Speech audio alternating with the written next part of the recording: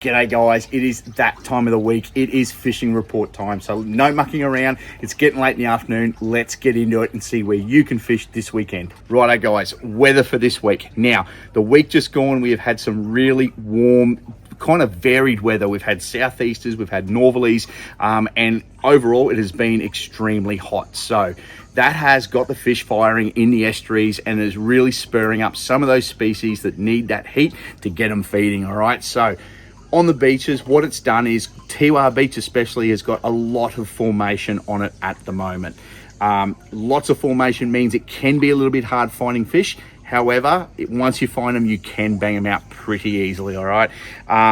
Overall, beach traveling is good, okay? The beach hasn't changed too much. We have had a few rain and some storms, and that has settled down that sand and compacted it to make traveling quite easy. What's happening this weekend for the weather? Okay, we're going to see a little bit of an increase in the swell. We've got some southeasters coming, so you will be able to sneak out probably on Saturday, but I'd keep it close, guys, and definitely watch that bar. If you're going across the bar, make sure you do it on the top of the tide or as close as possible to it, or when there's less run, less movement in the tide, and it's definitely at its safest. Right, on the beaches this week, guys. This weekend, I'd be definitely having a look down Double Iron Point. There has been some tremendously good whiting caught, okay? We've had fish up to 40 centimeters be brought into the store, and there's been some really nice brim, tarwine, and dart. The tailor have slowed off a little bit. I think that northerly the other week just kind of gave them a bit of a stir up and moved them around a little bit. But I reckon if you find the right water down there, the fish, you're going to get some tailor down there this weekend.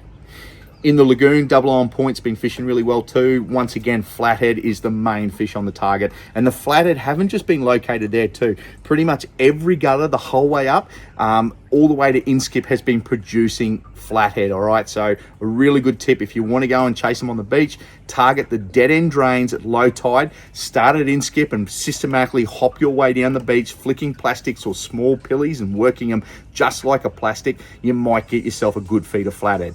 Still up at Inskip, the sinkholes have been producing good fish too.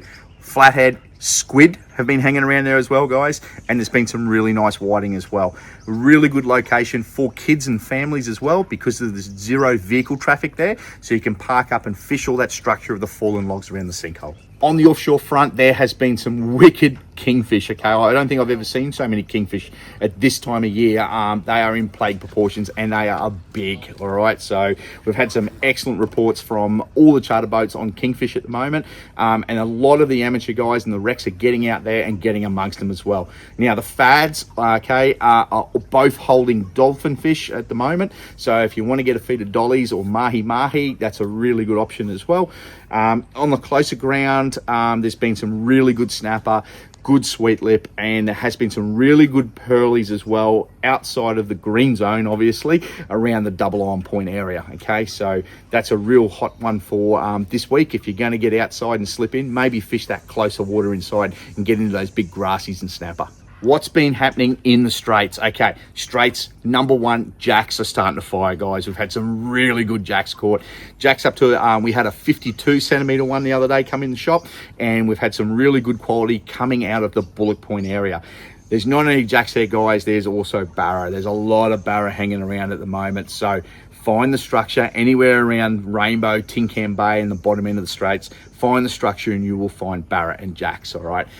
If I'm going to go target some jacks, it is warming up now. However, they are not going crazy on surface lures and such at the moment. So what I'd be suggesting is fishing for them with dead baits, all right, guys? Really simple things like flicker mullet, whiting, and even whole squid work extremely well for mangrove jack.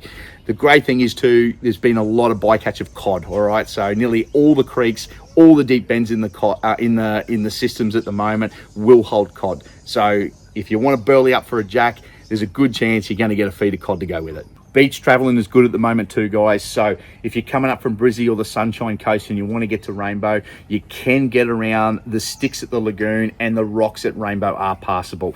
In saying that, the freshwater track has been a bit of a slog. There is a lot of traffic on at the moment with the school holidays, so please just take your time through there and take it easy, all right? That track is definitely more comfortable when you take your time. Reports from Fraser say that the bottom end of Hook Point Traveling is good. There's not too much structure there to hold you up. And as we're coming up to the next moon, those tides are only going to drop out lower and lower and lower, and meaning that traveling around low tide will be exceptional on the island as well. Now, we have had a bit of rain around. However, we have heard that Ngkala Rocks is very soft at the moment. And the other one too is Indian Head, okay? It has posed a bit of a problem for a lot of guys with boats. However, if you're prepared and you air down your tires, you can get through Indian and Ngkala quite easily. Righto guys, what would Drewy be fishing for this weekend? Two things I'd be fishing for. I'd be on the beach, okay? I would be chasing a big fat sand whiting. There's been some really good crackers around and we are leading up to the moon.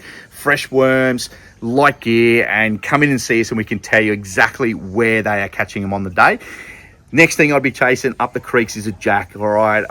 Jacks are so good fun to catch, all right? And if you haven't ticked that jack box, you definitely can do it at Rainbow Beach. And this weekend, being a hot, stinking hot weekend, I reckon you have a very good chance. And possibly, you never know, but you may nail that barramundi box as well. Okay, guys, this afternoon's report is coming to you from Carlo Point at Rainbow Beach. Now, this is the home where all the charter boats in Rainbow moor up.